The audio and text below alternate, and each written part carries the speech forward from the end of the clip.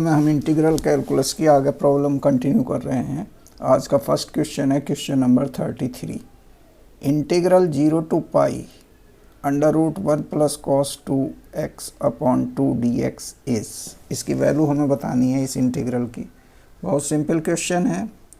We take the given integral I equal to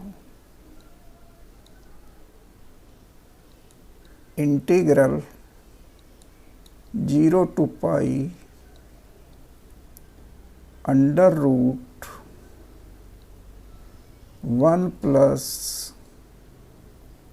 cos 2x upon 2 dx.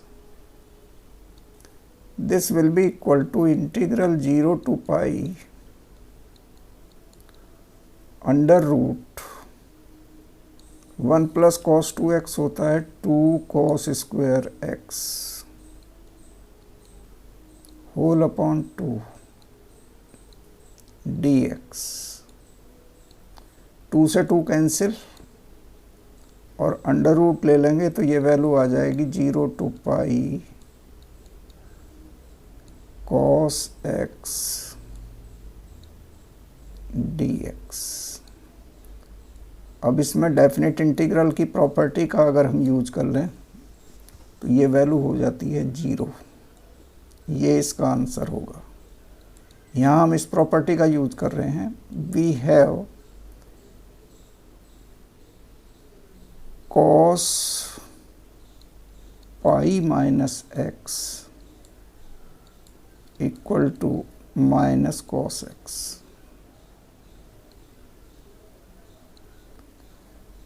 और property क्या होती है? Property ये होती है कि अगर इंटीग्रल 0 टू 2 पाई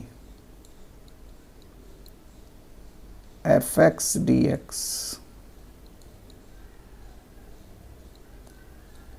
ये 0 होता है, this equal to 0 if f 2 pi minus x equal to minus fx। तो यहाँ ये प्रॉपर्टी ही सेटिस्फाइड है और इसकी वैल्यू 2 टाइम्स हो जाती है। This equal to 2 times integral की लिमिट हाफ हो जाएगी, बल्कि पाई के बजाय a ले सकते हैं। यहाँ इन जनरल यहाँ भी a रख सकते हैं। तो ये 0 टू a हो जाएगी और यहाँ रहेगा fx।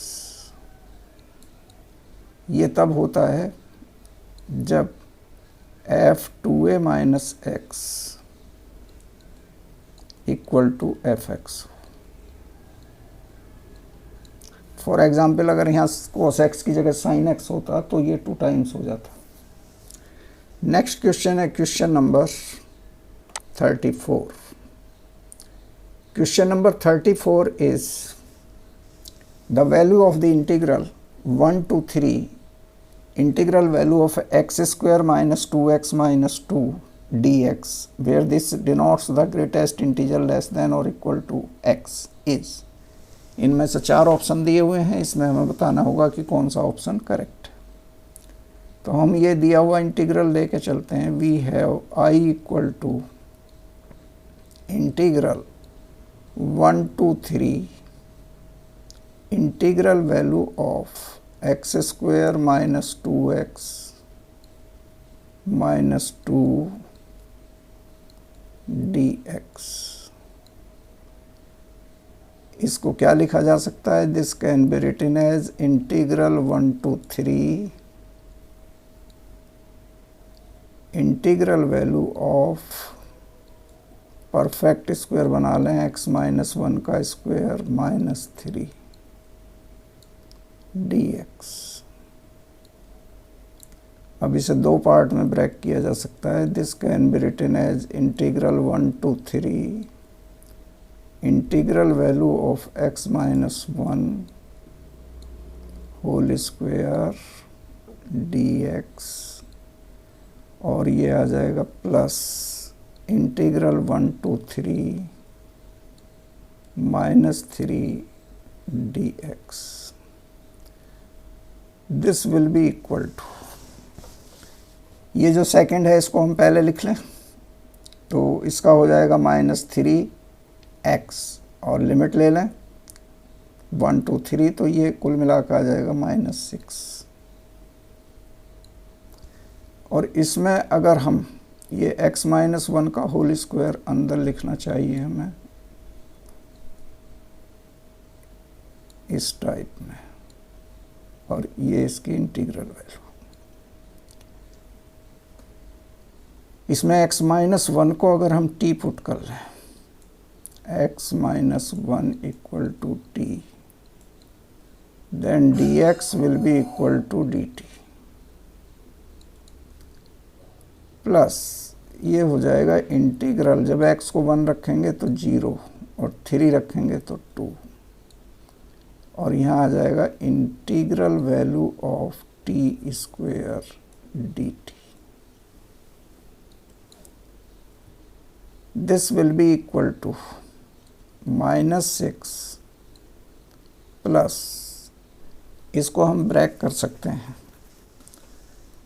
पहली वैल्यू इंटीग्रल 0 to 1,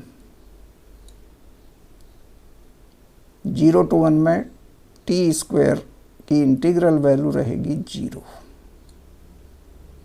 और ये dt, plus integral value 1 to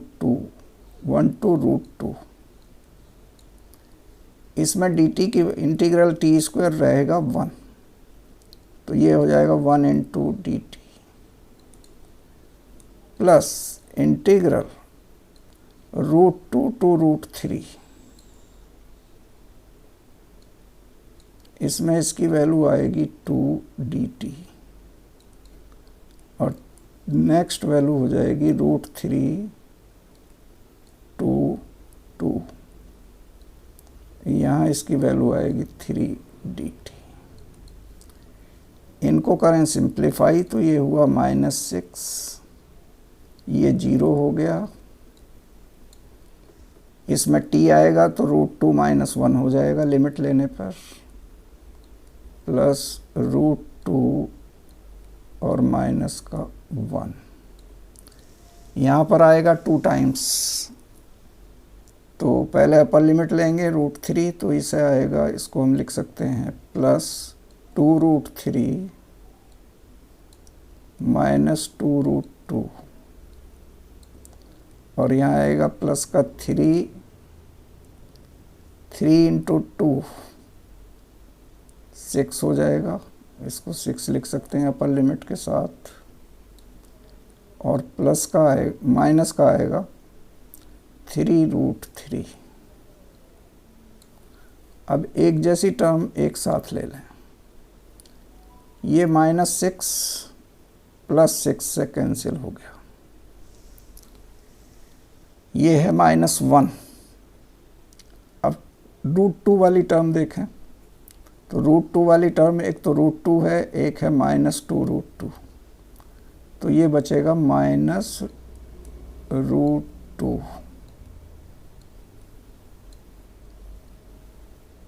इधर 2√3 और ये -3√3, तो ये आएगा माइनस का √3,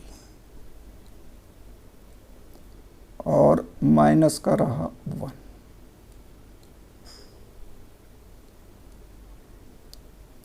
अब जो ऑप्शन हमें दिए हुए हैं उसमें अगर हम देखें तो ये सी ऑप्शन है, तो सी ऑप्शन इसका करेक्ट आंसर होगा।